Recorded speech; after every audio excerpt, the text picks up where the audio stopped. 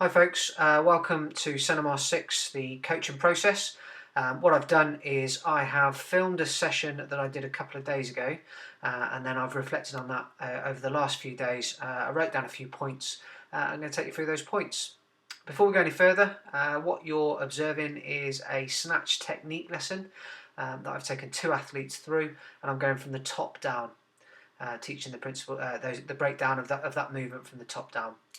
The two athletes that I'm working with are both in the military. They're both into CrossFit, and as such, they're keen to sort of improve their snatch technique. So they've been doing sort of the movements. I've been watching them in the gym, and I can just break. I just feel that they need a lot more technique, and they're both fairly physically active guys, or very physically active guys. They're very keen. They're very motivated, as you'd expect in the military.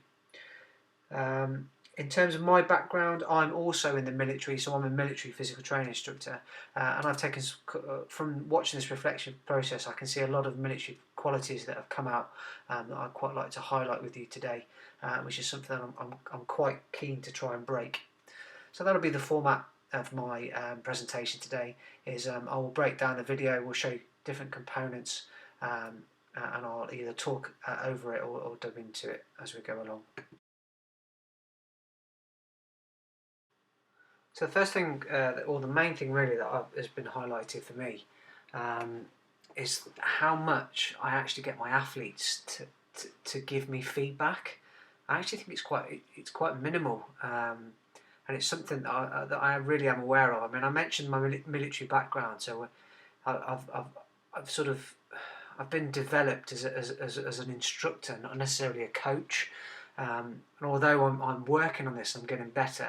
Sometimes you drift back into these patterns when you're working with like-minded military people. And equally with the military, you tend, when the instructor's talking, you tend to shut up and listen. And I'm noticing that. I've noticed that quite a lot on quite a few occasions now in my videos. And I definitely think it's something I need to work on. I want to get that feedback from the athlete. Without that feedback, they're not getting the buy-in. They're not involved in the process. And it's very much, this is the instruction. Watch the demo, and now do what I'm saying. And there's never really any feedback from the other athlete. And we're just going to watch an example of that now.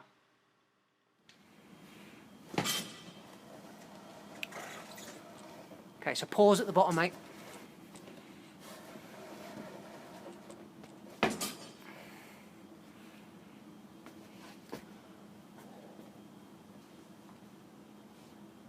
Nice, that's better. That's better, yeah. Right, just relax for a sec. So what you've gone for there is you're going to the receive. So remix, if you go to receive, it's from there. That's the receive position. Knees are being forced out. The legs do go slightly wider, and obviously you're trying to get that head looking forwards. And then we're standing up, squeezing glutes at the top, standing. So now what we're going to try and go through is we're going to take the bar in front of your chest. Right, and you're going to hold. So as you've seen, I mean, it's just one example. I'm going to show a few more examples. It's very much me giving the points. And I know you need to give the points. I get that, and I feel confident that it's clear, it's loud. But they're very much stood there and they're watching. And it's something that we do in the military. We're always going to pay attention. We always pay respect to the instructor, and that's the problem. It's an instructor. I'm not coaching. I'm not getting that feedback. It's simply asking him how it felt. How did that feel? How does, what position can you feel like? Can you feel that your shoulders are too far back? This is what are your thoughts? What are you thinking? So just going to see another example now. I'm just going through the second pull, and again, it's the same reflective points for me. It's just that military bearing. The guys are always paying attention to me, and yes, we can pick faults with the instruction, but it's not what we're looking at today. It's just the fact there's a lot of me talking and not a lot of feedback from the guys. Equally, they're military instructors themselves, so they know the score. So I want to get interaction from them. Why haven't I got the other one the one athlete looking at the other athletes, that they can reflect and they feel more part of the process. They're feeling part of the process. They can feel that ownership because they want to improve. Their motivation is unquestionable, but it's just constantly me talking, and there's sort of minimal feedback. So what you think?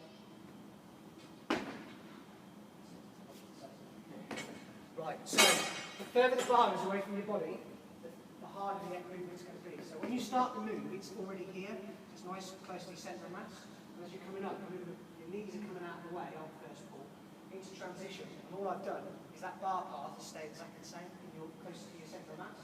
So that's you in that ready position, and it stays there. If it's out here, it's going to be harder to lift, and it means you evolve the path. So when you're coming up, and the only time it sort of curves is at the top. It's come under you. You're always chasing it. Yeah. So we'll do one more set of the jumps, and then we're going to link those two moves we've just done together. So close to the body, shoulders.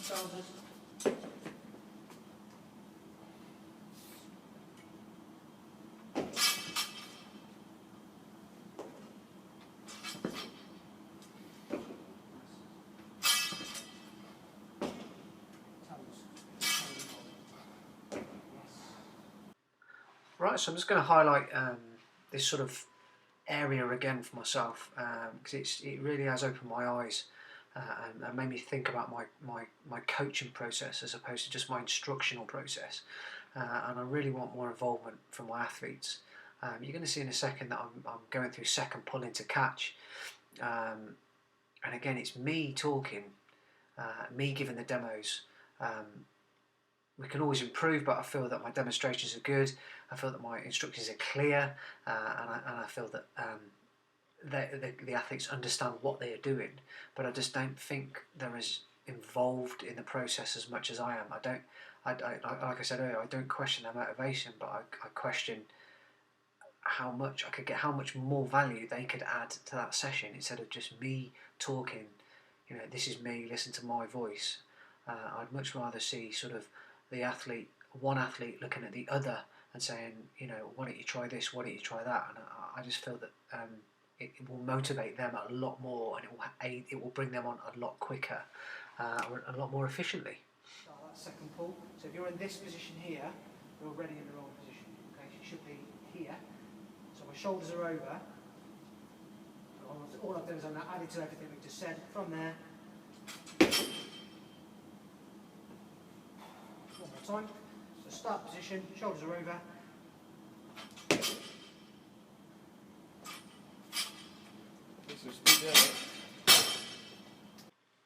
And finally, I did actually manage to find a clip of the guys being involved in the class and sort of giving each other feedback, and sort of telling me how they felt, how the lift felt. And rather instead of just looking at all the negatives that I've done for the last sort of 8 minutes, I just want to show that it can be done. I do it, but I just need to try and incorporate that into my coaching a lot more going forwards. Yeah. You see if these shots have left. That's better, mate. It makes sense close to your body. Yeah. So it's. You feel it going a bit quicker, doesn't it? Yeah. You can feel it going The first one I quicker was as soon as it's straight up. yeah, Yeah. It's taking it. But it's when you before. catch it. Yeah. When you catch it, that's when you've done a good one because it's sweet, because it's close. If you catch it and then you're down here and doing